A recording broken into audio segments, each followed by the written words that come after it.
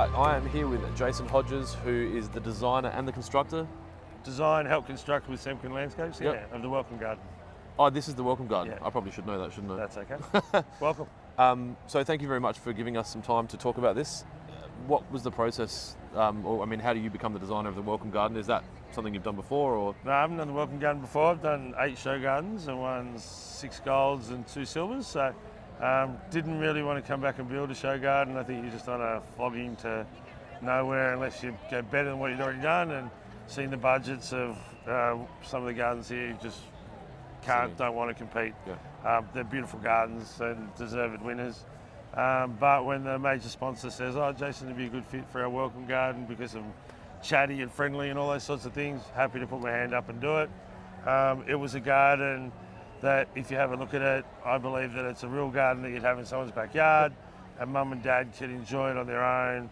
Imagine getting home from work, waiting for the bride and cracking a cold one, then chatting to her about the day, then the kids come out and run around on the lawn, and you can do a little bit of gardening, but you don't have to do a lot of gardening. There's no hedging, but there is balls.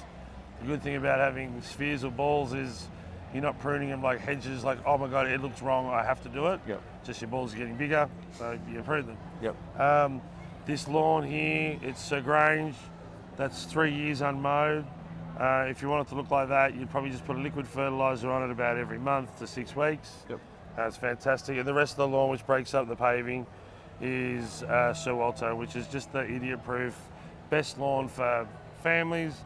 And then if you really do love your lawn, you can have a good crack at making this a beautiful lawn. Yep. But it looks good whether you just mow it every fortnight. We've got a buffalo, Sir Walter buffalo, in a display at one of our landscape supplies businesses, and we mow it with a cylinder mower. Yeah, and beautiful. You Comes stripe with it a up. Yeah, it's no issues there.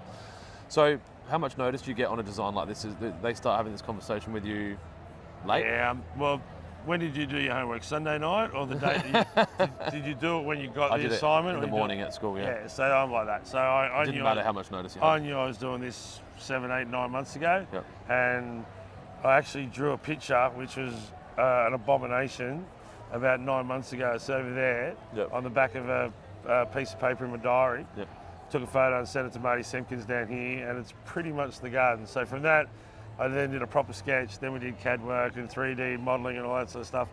You don't need to be an artist to design a garden. You need to understand space and scale. They're the 2 most important things. Colour palette's important, plant selection, all that. But space and scale are the 2 things that I think are the most important for a livable garden. So, do you have a design background, or has it just been like runs on the board? Yeah, I did 6 weeks of that TAFE course before I dropped out. No, I did landscape construction at TAFE, Yep. and then and I went through pretty comfortably. And then I had an apprentice who went through with really high marks. And one of my old teachers rang up and said, "How's a buffhead like you teach a kid like that?" And I said, "You don't have to be a good footballer to be a good coach."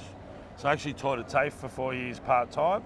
And while I was doing that, I thought I'd do the design course. Yep. And I lasted 6 weeks because it was all computers, Yep. and I didn't grow with computers. So you'll hand draw. I'll hand draw it, it'll look like and I'll colour it in, and it'll look like something you want to hang on the wall. Yep. But I know that that's time consuming and you can't change it and all these sorts of things. So I use a couple of different people where I'll draw it to scale and then say, okay, can you 3D model this and put it on CAD for me? Yep. And then that can go to council and can be connected to the architect and the design of the house and things like that. So I really like it that I'm helping those 2 young designers, and they enjoy doing my drawings, and I think it works well. You don't have to be the marketing manager, the accountant, the CAD person. You know, you pick your strengths, and my strength is face-to-face and enjoying my job and hopefully getting that scale and size right.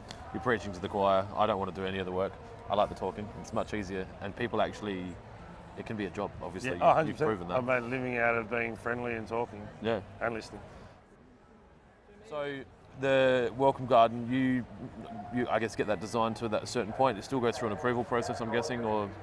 Yeah, so you've been asked to do it. It's got to go through the council for weight and scale and all that sort of stuff. So the underfloor's got to be engineered to make sure that there's not too much weight on any one point of the garden because of the heritage listed trees. Yep. But pretty much you can have a free for all and do whatever you want. I like building yards that mums and dads can stand there and go, "Oh, I want half of that in my backyard," or "I want all that in my backyard." that's just me being a realist and building real gardens. Are you still building? Yeah, Yep. No, I don't have my own construction team, Yep. but 3 of my old apprentices have all started and one's together. Yep. So there's 3 different businesses, 4 old apprentices, and they're really kicking goals. Yep. And I reckon if they're not building if not all 3 of them are building one of my gardens at the moment, 2 are, and the other one's probably just finished one or just starting one. Yeah, okay. So I don't want the headaches, and I just enjoy that. Go in, change it, and see someone happy with the plans, and then I'll drop in a couple of times, critique it, make sure they're happy at the end, then recommend the same guys for the next job. Do you find that doing a garden like this will bring work to you or Semken? Oh, 100%, yeah, without doubt. And I don't really want it and don't really need it, so Marty, he's got 90 staff. He can embrace, he can embrace everything that he wants. Yeah. He talks about splitting the atom. So if he gets 200 work hours out of MIFGS, he puts on another person, and then he'll put on another person until he fills that 200 hours. So he's grown from, I think, about 15 staff a decade ago to 90, and he's cool hand Luke. He's a man worth talking to. He's had, I reckon I've been here where he's had more than one garden. Oh, he's done 5 this year. So he did this one, Peter, the Irishman's, healthcare one over here, and a couple of the achievables, and then the stages that the music's on as well. So at any point, he might have had 30 or 40 staff in here. And like the second day of the build, I didn't organise the pavers to come to the third day, and we were ready for them. So second day, everyone left this garden and went to all other gardens. Power through there, come back. And then came back on the Wednesday when the pavers were here, and I was pretty much 99% finished by Sunday. Yep. And I'm used to being finished at 4 o'clock on Wednesday and stressing, or 4 o'clock on Tuesday and stressing. But doing it with Marty was really easy. So my next question was going to be what was the hardest part about the build, but it sounds like...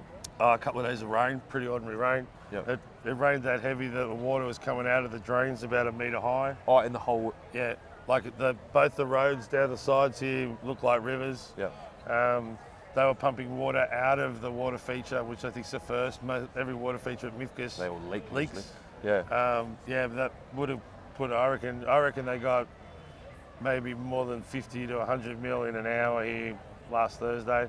And then, the opening day wasn't that nice. It rained a fair bit. But other than that, it's been a pleasure. And you'll spend most of your time here? Yeah, I love talking to people, and, I've got to help the companies that help me. So Lawn Solutions and Adbri, Fleming's, Warner's, Fire Globe Australia, Kosh Living, Stone Set, which is that's a fantastic product, what the public's walking on over there.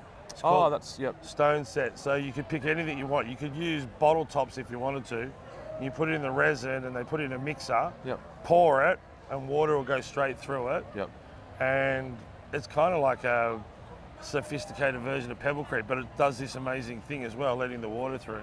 So that's part of the garden, and obviously you've got your chairs or your stools out there. Chairs out of Sir Grange. Yep, and that gives people the ability to actually genuinely be welcome. They can sit there. Yeah, they come sit there, and people are talking just at that first step. So, it's not I'm 20 metres away and I'm not engaged with you. It's up front personal. So I think it's really cool, and this is the welcome garden, something they've always done.